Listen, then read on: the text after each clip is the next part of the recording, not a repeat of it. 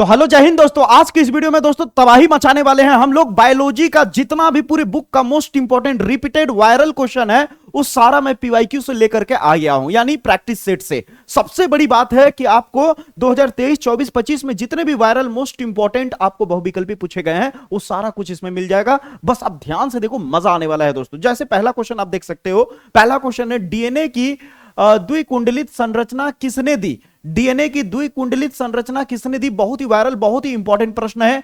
Mendel, Watson, क्रिक या Darwin या फिर लैमार्क? तो याद रखिएगा ऑप्शन नंबर बी सही होगा, वाटसन एवं क्रिक ने। वाटसन एवं क्रिक ने, भूलिएगा मत, वाटसन एवं क्रिक ने, वाटसन एवं क्रिक ने, याद रखिएगा, याद रखिएगा भैया। अगला प्रश्न है भैया, अगला प्रश्न है डीएनए में एडेनिन किससे जुड़ा होता है? डीएनए में एडेनिन किससे जुड़ा होता है? ए जो है ना भैया टी के साथ जुड़ा होता है और सी जो है वो जी के साथ जुड़ा होता है, ये बात आपको पता होगा।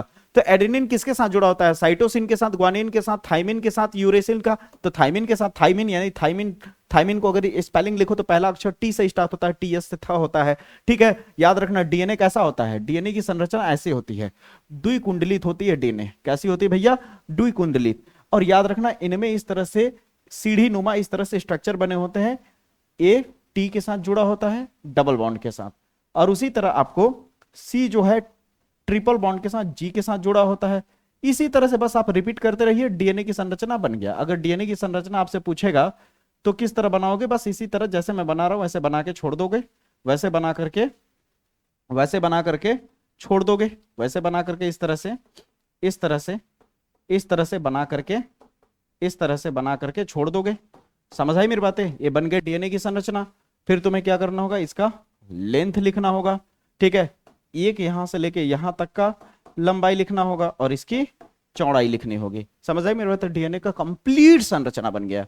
ठीक है, अब देखो यहां तक क्लियर हुआ। अगले प्रश्न पे चलते हैं। अगला है डाउन सिंड्रोम किस कारण होता है? डाउन सिंड्रोम किस कारण होता है? तो ऑप्शन नंबर बी है, बता चुका हूं, ट्राइसोमी यानी 21 के कारण। ठीक है, इसमें थोड़ा सा चेंजेस आ जाता है गुणसूत्रों में, इसलिए ऐसा होता है। अगला है भैया अनुवांशिक पदार्थ क्या है? अनुवांशिक पदार्थ क्या है?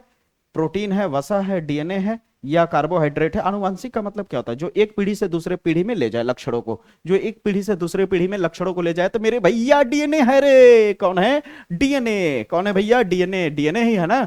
आरएनए में याद रखो, आरएनए में थाइमिन के स्थान पर कौन सा पाया जाता है? आरएनए में थाइमिन के स्थान पर कौन सा पाया जाता है? Adenine, uracil, cytosine, guanine. तो ऑप्शन नंबर यूरेसिल पाया जाता है। क्या पाया जाता है भैया? यूरेसिल पाया जाता है। याद रखना, आरएनए में थाइमिन के स्थान पर कौन सा पाया जाता है? यूरेसिल पाया जाता है। क्या पाया जाता है? यूरेसिल पाया जाता है। अगले प्रश्न पे आते हैं गुरु। अगला प्रश्न देख भाई, मेंडल ने अपने प्रयोग में किस पौधे पर किया था? मेंडल ने अपना प्रयोग किस पौधे पे किया था? तो जाहिर सी बात है ऑप्शन नंबर बी, ये तो बच्चे बच्चे को पता होना चाहिए, मटर के। और मटर कैसा था? उद्यान मटर था। उद्यान, नॉर्मल मटर नहीं था, घरे खाने वाला मटर नहीं था, उद्यान मटर था, जिसको हम लोग पाइजम सेटिवम भी कहते हैं, पाइजम सेटिवम भी कहते हैं। अगला ध्यान से देखो, विकासवाद का प्राकृतिक चयन सिद्धांत किसने दिया? विकासवाद का प्राकृतिक चयन सिद्धांत किसने दिया? विकासवाद का प्राकृतिक चयन सिद्धांत किसने दिया? तो ऑप्शन नंबर बी, डार्विन। तो डार्विनवाद अभी फिलहाल ही बताया हूं मैं। ठीक है, अगर नहीं देखे तो 5 नंबर वाले क्वेश्चन में जाके देखोगे तो डार्विनवाद बताया गया है। ठीक है, बहुत ही सटीक तरीके से बताया हूं मैं। ठीक है, अगले प्रश्न पे आते हैं। टेस्ट ट्यूब बेबी तकनीक को क्या कहा जाता है? बता ही चुका हूं, आईवीएफ कहा जाता है। कई बार बता चुका हूं, रिपीट कर चुका हूं। ठीक है, अगला प्रश्न है खाद्य श्रृंखला का। याद रखना, कभी कभी आईवीएफ का फुल फॉर्म पूछेगा तो इन विट्रो निषेचन, यानी निषेचन का मतलब फर्टिलाइजेशन कहते हैं। इन विट्रो फर्टिलाइजेशन, इन यानी आई से इन, विट्रो यानी भी, निषेचन यानी फर्टिलाइजेशन। आगे बढ़ते हैं। कह रहा खाद्य श्रृंखला का पहला स्तर कौन है? खाद्य श्रृंखला का पहला स्तर है उत्पादक। ठीक है, खाद्य श्रृंखला का पहला स्तर क्या होता है? उत्पादक होता है गुरु। क्या होता है? उत्पादक होता है। अगला प्रश्न है ओजोन परत कहां पाई जाती है? क्षोभ मंडल में, समतल मंडल में, मध्य मंडल में या ताप मंडल में? तो ऑप्शन नंबर बी सही होगा, समताप मंडल में। कहां पाया जाता है? समताप मंडल में। कहां पाया जाता है गुरु? समताप मंडल में। ठीक ना। ओपीसीआर, ओपीसीआर तकनीक का उपयोग किसके लिए किया जाता है? तो डीएनए की प्रतिलिपि बढ़ाने के लिए। ठीक है, ओपीसीआर, ओ नहीं है यार, पीसीआर तकनीक कहते हैं। ओ कहे लगा रहा है, हो सकता है वो लगा हो। ठीक ना। तो पीसीआर तकनीक क्या होता है, डीएनए की फिंगरप्रिंटिंग, यानी कई सारी प्रतिलिपि, जैसे नहीं होता फोटोकॉपी निकालने के लिए, उसी तरह से। ठीक है, ये ऐसा इसलिए किया जाता है क्योंकि देखो डीएनए का बहुत सारी प्रतिलिपि निकाल करके देखो सीआईडी वगैरह दिखाओगे ना, तो उनके ब्यूरो वगैरह में जांच करने, अपराधी की जांच करने के लिए किया जाता है ये सारी चीजों में। ठीक है, हाँ, तो किस काम आता है, पहचान के लिए आता है, लिखा भी है पहचान करने के लिए। ठीक है, हाँ, अब देखो बीटी कपास किससे सुरक्षित के लिए किया जाता है। अभी बीटी कपास क्या होता है अलग से भी पूछा जा सकता है। बीटी कपास क्या होता है मैं समझाता हूं तुम्हें। देखो जैसे कोई फसल है, मान लो मैंने बना दिया फसल रे फसल, फसल यानी इस तरह से, मान लो मेरे पास इस तरह से फसल है कोई, ठीक है। अब ये फसल है, ध्यान से समझने की कोशिश करो, नॉर्मल फसल है, ये बीटी कपास नहीं है, नॉर्मल फसल है। ठीक है, अब ध्यान से समझने की कोशिश करो, नॉर्मल फसल है। देखो तुम्हें डायग्राम टिक आउट के साथ साथ तुम्हें डेफिनेशन भी समझा देता हूं। मान लो ये नॉर्मल फसल है, अलग से पर्सनली पूछ दिया बीटी कपास किसे कहते हैं परिभाषित कीजिए। तो मान लो इस तरह से फसल है, ठीक है। अब फसल है तो जैसे कीटाणु लगेंगे, इस पे कीट मकोड़े बहुत आएंगे और इसकी पत्तियों को खाएंगे। कहने का मतलब है इस पे कीड़े मकोड़े लग जाते हैं, पत्तियों पे देखते हो ना, जिसका खेत खलिहान होगा जानते होगे, पौधों पे कीड़े लग जाते हैं। तो कीड़ों से बचाने के लिए हमें क्या करना पड़ता है, केमिकल डालना पड़ता है, खाद मार डालना पड़ता है। तो सोचा लोगों ने कि क्यों ना बायोटेक्नोलॉजी यूज किया जाए। बायोटेक्नोलॉजी का मतलब होता है कि हम जो सूक्ष्म जीव हैं, सूक्ष्म जीवाणु हैं, कीटाणु हैं, उनके डीएनए से कुछ विशेष प्रकार के जीन निकाल दे। उनके डीएनए से कुछ विशेष प्रकार के जीन निकाल दे। डीएनए का छोटा सा हिस्सा जीन कहलाता है, और उस जीन को इस पौधे में डाल दिया जाए, उस जीन को इस पौधे में डाल दिया जाए, उस जीन को इस पौधे में डाल दिया जाए। तो डालने से क्या होता है कि पौधे में एक प्रतिरक्षक क्षमता आ जाती है कीड़ों मकोड़ों से लड़ने की, और उस पे कीड़े मकोड़े जाते नहीं हैं। तो एक जीन निकाल करके डालने से क्या होगा, पर्यावरण भी सुरक्षित रहेगा। समझ रहे हो, क्योंकि भाई केमिकल डालोगे तो पर्यावरण पे भी तो गंदा असर पड़ेगा ना, खान पान पे भी, स्वास्थ्य पे भी तो असर पड़ेगा। लेकिन ऐसे करते हैं तो पर्यावरण पे भी सुरक्षित होता है और पौधा भी सुरक्षित रहता है, यानी एक सुरक्षित विधि है बायोटेक्नोलॉजी। तो इसे ही कहा जाता है बीटी कपास। कपास बोले तो नॉर्मल कपास है, बीटी का मतलब होता है कि किसी सूक्ष्म जीव के जीन को कपास में डाल देना, और कपास में डाल देने के बाद क्या होता है, इसकी प्रतिरक्षक क्षमता बढ़ जाती है कीड़ों मकोड़े से लड़ने की। इसे ही बीटी कपास कहते हैं, भूलोगे नहीं ना। ठीक है, तो ऑप्शन नंबर बी, कीट से लड़ने के लिए। जिन शब्द किसने दिया, जिन शब्द किसने दिया, तो ऑप्शन नंबर ए है। अगर बाई डिफॉल्ट भूल जाओ तो जिन में पहला अक्षर ज है, और यहां भी वैज्ञानिक में याद रखना पहला अक्षर ज ही होगा।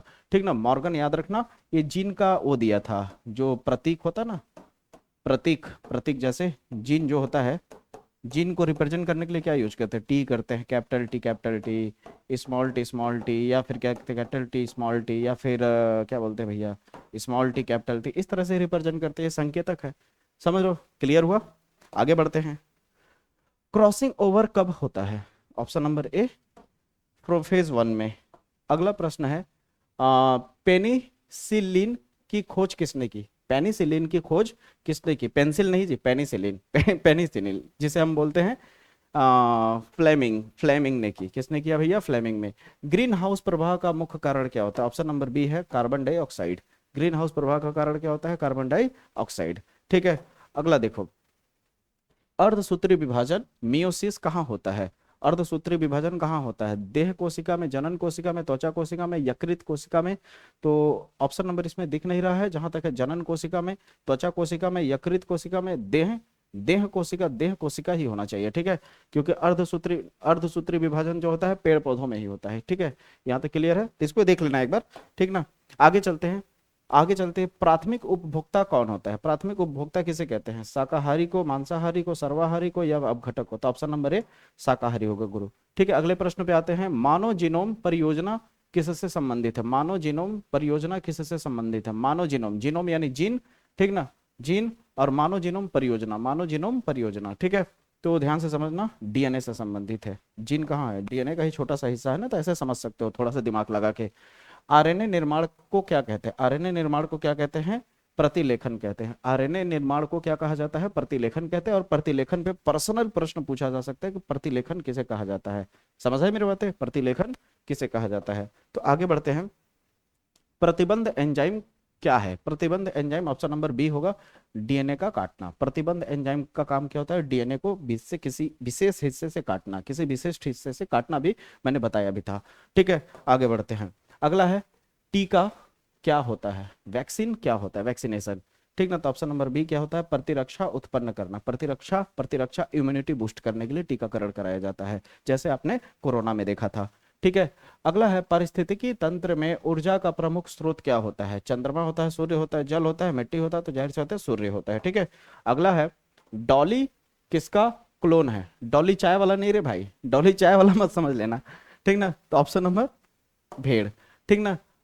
अनुवाद अनुवाद कहाँ होता है, अनुवाद कहाँ होता है, अनुवाद कहाँ होता है, राइबोसोम में होता है। ठीक है, अनुवाद कहाँ पे होता है, ट्रांसलेशन कहाँ पे होता है भैया, राइबोसोम में होता है। ठीक है, राइबोसोम क्या होता है याद रखना, राइबोसोम का काम होता है प्रोटीन बनाना, ठीक ना, या प्रोटीन संश्लेषण का काम करता है।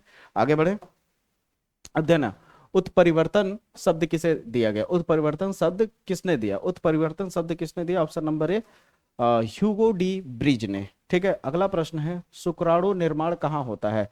तो जाहिर सी बात है भाई, अंडा में होता है, टेस्टिस में होता है, ये हो गया लिंग, ये हो गया लिंग, हाँ, और ये हो गया दूठो, ठीक ना, बंटी, इसी में शुक्राणु यानी स्पर्म का निर्माण होता है। समझ आई मेरी बातें। अगला है भैया, एड्स रोग किससे होता है, एड्स रोग किससे होता है, जीवाणु से, विषाणु से, और कवक से, या फिर प्रोटोजोआ से। तो HIV से, नाम सुना भी होगा HIV, ठीक है, उसे HIV है, ठीक ना, बी ऑप्शन। अगला प्रश्न है मोनो हाइब्रिड क्रॉस का फिनोटाइप अनुपात क्या होता है। देखो एक होता है फिनोटाइप होता है और एक होता है जीनोटाइप, तो दोनों वैल्यू याद रखना। ठीक है, तो फिनोटाइप अनुपात होता है 9:3:3:1। ठीक है, याद रखना। मेंडल का प्रभाविता, अपूर्ण प्रभाविता, ये सब पढ़ोगे ना, मेंडलवाद ये सब, तो उसमें सब मिलेगा द्विसंकर क्रॉस वाले में। ठीक है, ये सब महत्वपूर्ण प्रश्न है, सब तैयार करना है तुम्हें। ABO रक्त जो होता है समूह, इसकी खोज किसने की थी, तो इसकी खोज की थी भैया लैंड स्टीनर ने। किसने की थी, लैंड स्टीनर ने। अगला प्रश्न है भैया, RNA पॉलीमरेज का कार्य करता है। RNA किसका काम करता है, पॉलीमरेज का। कहाँ पे, ठीक ना, कहाँ गया, RNA संश्लेषण करना। ठीक है, अगला प्रश्न है एक कोडॉन कितने नाइट्रोजन क्षारों के बेस बनाते हैं, तो 3 बनाते हैं। कोडॉन जो होता है, कोडॉन, अरे यार भूल गए क्या है यार, आनुवंशिक, सही लिखा हूं यार, अच्छा गलत लिख दिया, ऐसे लिख देना, आनुवंशिक कूट क्या है, आनुवंशिक कूट जब पूछा जाता है, आनुवंशिक कूट क्या होता है, यही तो है, हाँ, नाइट्रोजन क्षारों की त्रिय संरचना, त्रिगुणित। ठीक है, नाइट्रोजन क्षारों की त्रिगुणित संरचना को आनुवंशिक कूट कहा जाता है, जैसे ATU, AGU, UUU, इस तरह से। और कितने होते हैं आनुवंशिक कूट में, इस तरह से जितने भी आपको DNA में संरचना दिख रही है, 1 2 3, इस तरह से कोडन, लगभग कितने कोडन होते हैं, कितने कोडॉन होते हैं भैया, 64 होते हैं टोटल। कितने होते हैं भैया, 64, याद रखना। ठीक है, इसी बहाने आनुवंशिक कोड क्लियर हो गया। प्राकृतिक वर्ण का सिद्धांत किसने दिया, प्राकृतिक वर्ण का सिद्धांत डार्विन ने दिया। अगला प्रश्न है डॉली चाय वाला क्या आ गया रे, डॉली किस पशु का क्लोन था रे, जब ही जस्ट बताया, भेड़ था ना यार, भेड़ है। ठीक है, अगला प्रश्न है प्रतिबंध एंजाइम का कार्य क्या होता है। प्रतिबंध एंजाइम का क्या होता है, DNA को काटना भी बता चुका हूं। प्रतिबंध का मतलब होता है प्रतिबंध लगा देना, बंध लगा देना, काट देना, ठीक ना, याद रखना। ठीक है, तो ऐसे नहीं समझ पाओ, भूल जाओ, बाय डिफॉल्ट प्रोटीन बनाना बंद, प्रतिबंध यानी बंध लगाना, बंद यानी कहते हैं ना, इसको आने मत देना, इसके लिए यहाँ से प्रतिबंध, ये तुम यहाँ से नहीं आओगे, ये तुम्हारे लिए प्रतिबंध है, प्रतिबंधित है, यानी रोक देना, तो DNA को काटना। ठीक है, अगला है टीका किस प्रकार की प्रतिरक्षा है, बता चुका हूं। टीका किस प्रकार की प्रतिरक्षा है भैया, बी ऑप्शन, सक्रिय प्रतिरक्षा। अगला प्रश्न है मानव जीनोम परियोजना किससे संबंधित है, DNA, कहाँ गया रे भाई, DNA, ठीक ना। अगला प्रश्न है उत्परिवर्तन सिद्धांत किसने दिया, तो option number A Hugo de Vries ने दिया। ठीक है, अगला प्रश्न है प्राथमिक अनुक्रमण कहाँ प्रारंभ होता है, तो ऑप्शन नंबर ए आपका होगा नंगी चट्टान पर। ठीक है, अगला प्रश्न है भैया पेनिसिलिन की खोज किसने की, पेनिसिलिन की खोज किसने की, इसने किया, बंदे ने। अगला प्रश्न है हार्डी दिख रहा है ना बाबू तुम लोग को, इधर कर दे हल्का सा, ठीक है, अब दिख रहा है सभी को। अगला प्रश्न है बाबू, अगला प्रश्न है आपका हार्डी बिन वर्ग सिद्धांत किसने दिया, हार्डी बिन वर्ग सिद्धांत किसने दिया, तो ऑप्शन नंबर बी होगा आपका कहाँ गया, आनुवंशिक संतुलन के लिए। ठीक है, आगे देखो ओजोन परत वायुमंडल की किस परत में पाई जाती है? ऑप्शन नंबर बी होगा समताप मंडल में। ठीक है, याद रखना, ओजोन परत वायुमंडल की किस परत में पाई जाती है? समताप मंडल में। अब कहोगे कुछ क्वेश्चन रिपीट क्यों हो रहा है सर, मैंने क्या बोला, याद आया? मैंने बोला कि अनसॉल्व से मैं लाया हूँ, यानी पीवाईक्यू से। अब पीवाईक्यू सीधे उठा के लाया हूँ, कोई काट छाट नहीं, तो क्वेश्चन तो रिपीट होंगे ही। इससे आपको पता भी तो चल रहा है कि बोर्ड एग्जाम वाले की मानसिकता क्या होती है, किस तरह के क्वेश्चन को ज्यादातर रिपीट करता है। बीटी कपास में, बीटी कपास में जिन किस जीव से लिया जाता है? अभी बताया था ना कुछ, बीटी कपास क्या होता है, देखो बताया था ना कि किसी सूक्ष्म जीवों से क्या कहते हैं, जिन लेकर के क्या करते हैं उसमें डाल दिया जाता है। तो ऑप्शन नंबर बी होगा, याद रखना, बैसिलस थ्यूरिएंजिएंसिस नाम का जीव होता है। ठीक है, अगला है भैया, पीसीआर तकनीक का उपयोग किसके लिए किया जाता है? पीसीआर तकनीक का उपयोग किसके लिए किया जाता है? ऑप्शन नंबर आपका क्या होगा? पीसीआर तकनीक क्या होता है? पीसीआर तकनीक होता है डीएनए की प्रतिलिपि के लिए ना यार, डीएनए की वृद्धि के लिए, पहचान के लिए, पहचान के लिए, किसके लिए? पहचान के लिए। ऑप्शन नंबर इसका बी सही होगा। अगला प्रश्न है भैया, खाद्य श्रृंखला का प्रथम पोषक पोषण स्तर कौन होता है? खाद्य श्रृंखला का प्रथम पोषण स्तर होता है उत्पादक, ये अभी बता चुका हूं मैं। पारिस्थितिक तंत्र में ऊर्जा वाहक कैसा होता है?